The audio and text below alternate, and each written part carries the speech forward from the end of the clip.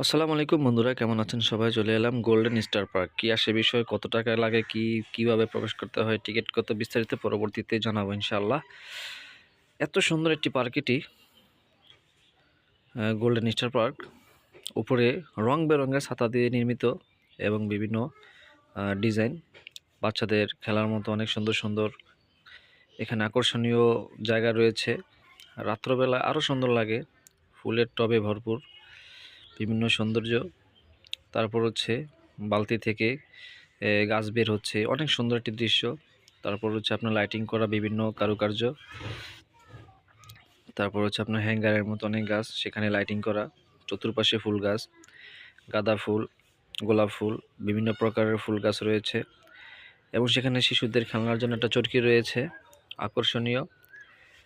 তারপরে লাইটিং করা অনেক কাজ এখানে রয়েছে, দেখে সত্যি আপনার মন ভরে যাবে, মনের ক্লান্তি দূর হয়ে যাবে, রিফ্রেশ হবে।